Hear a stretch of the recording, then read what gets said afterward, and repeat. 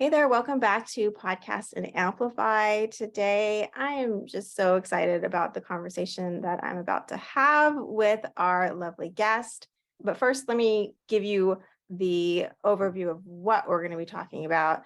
This conversation is going to be around communication and talking about maybe hard conversations, strategies for having those really crucial conversations when you're maybe in conflict, and just how to be a better communicator in general.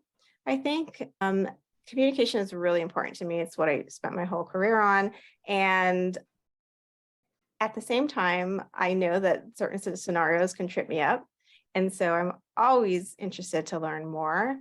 And our lovely guest today, Vaneese Johnson, is here to share all of her wisdom around communication. And I think we're going to go pretty deep today, which I'm excited about, but let me share a little bit about her background. She is the Boldness coach, which means she is an empowerment coach. She's a truth teller. She's a transformation instigator. Ooh, I love that.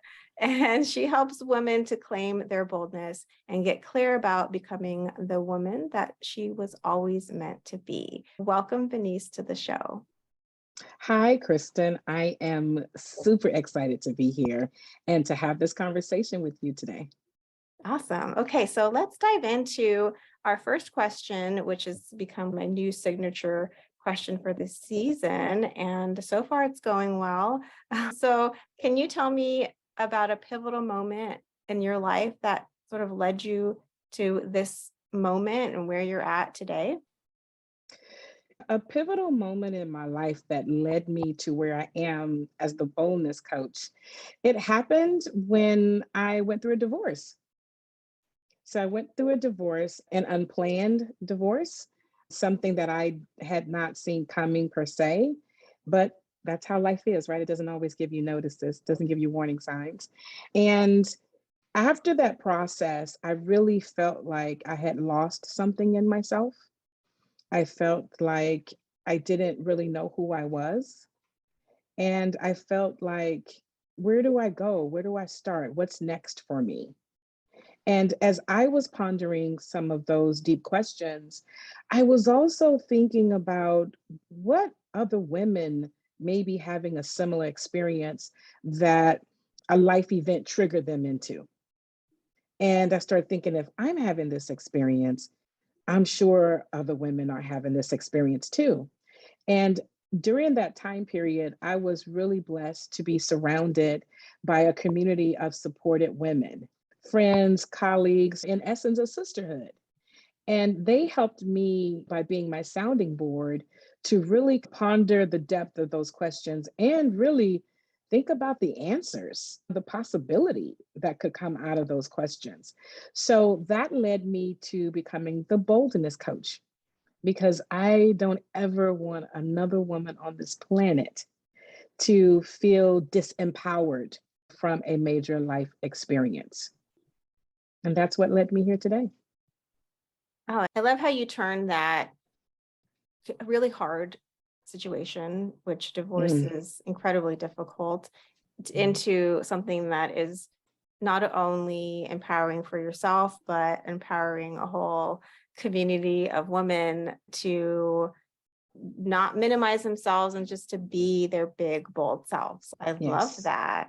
And so we're really here to talk about communication. And can you tell us, how does that factor into? I know you're so highly skilled, and if you all go onto her website, she does a lot of different things in terms of how she coaches people in the corporate space. She coaches entrepreneurs. How does communication fit into your coaching and the services that you provide? Communication is really the foundational gateway to any type of interaction that we have. There's verbal communication, there's nonverbal communication. We're always communicating. So whether we know it or not, we're communicating. It's easy to see that with other people. It's hard to see it with yourself. Mm-hmm. It's also hard to see it when you are communicating with the environment around you. So, in that essence, we would call that vibrations when we are communicating with the environment around us. But it really is the foundation and the gateway to interacting with others.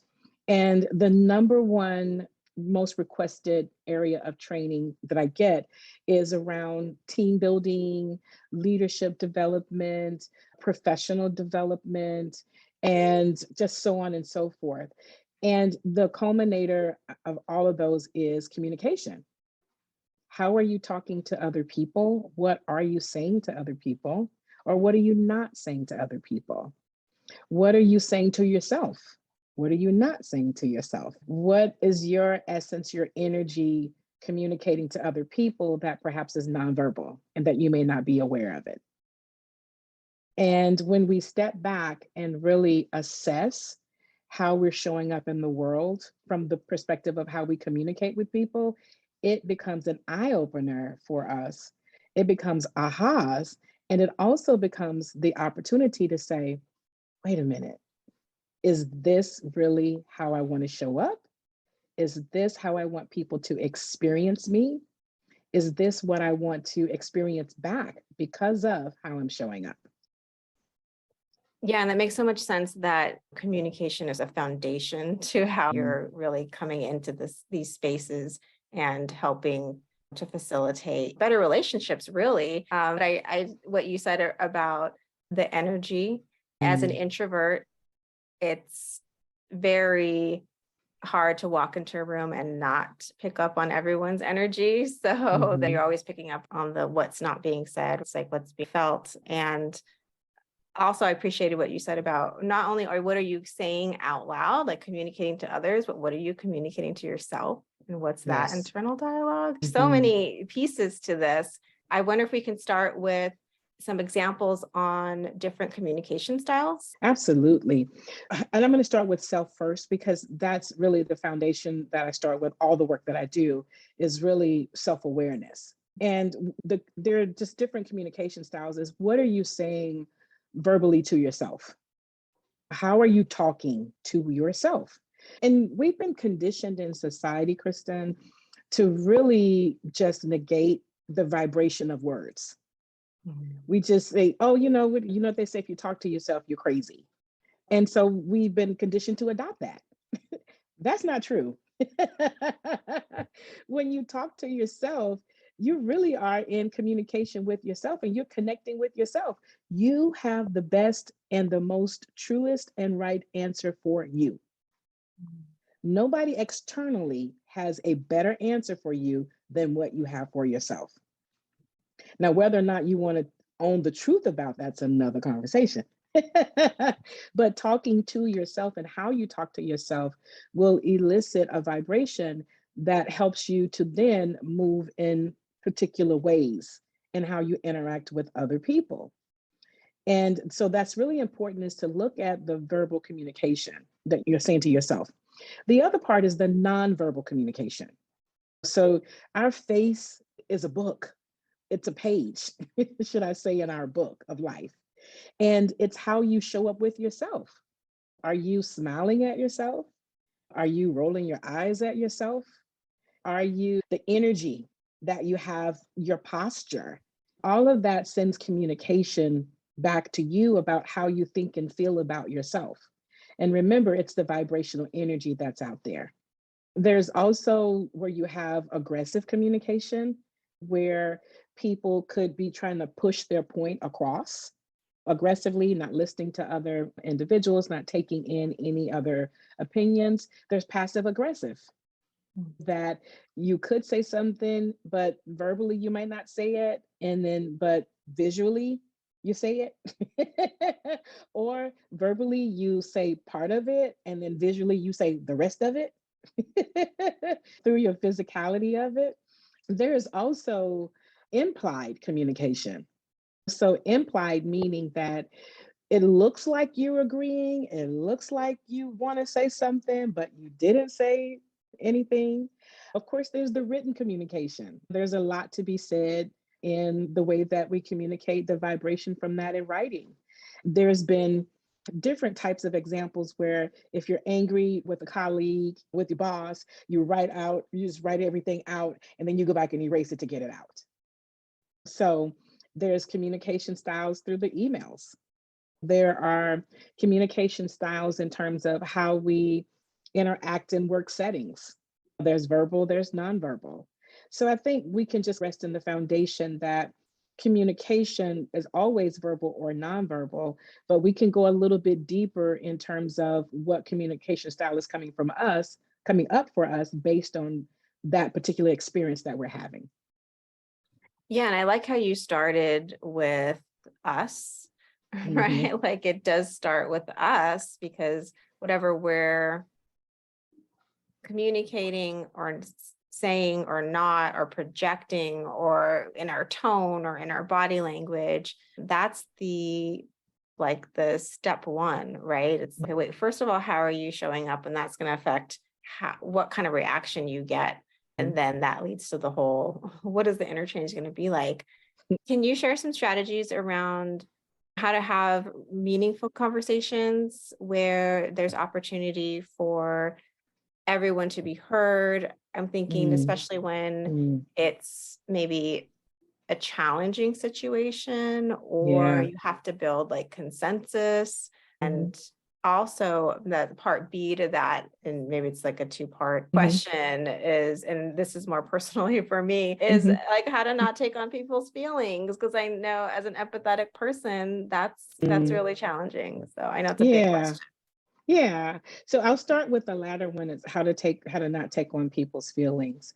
And what's really important when you want to address, have a conversation around a topic that's really important, that's really crucial, that you really want to find a way to work out whatever that needs to be worked out.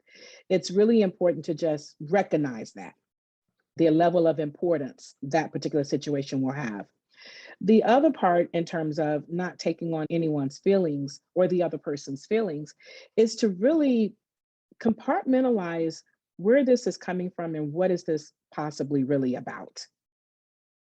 Because oftentimes, I won't say oftentimes, there are times when people may communicate certain words, language, and energy on a topic, but it could be a buildup of something else, something prior to them engaging. It could be something that they've been holding on to and that they haven't released from prior conversations, or again, from someone else. So there's an opportunity for both parties to say, okay, what is this really about? It's never about the topic that's on the table, especially if you're angry. It's never about that topic, just perhaps maybe a trigger to really what is really going on. So when you recognize that this is possibly about more than what I'm thinking, so let me approach this with the level of openness, and let me not assign it. Because when we assign our feelings to something, then when you give it a word, when you give it a phrase, when you give it some meaning, you start to take on that assignment and embody it. And when you do that, then now you are being preemptive with your communication. I'm going to say this, and then I'm going to do that. So it's important not to be mindful. Let me just say this, it's important to be mindful to not assign the experience to a feeling, because there's more information that is required for you to get clarity on.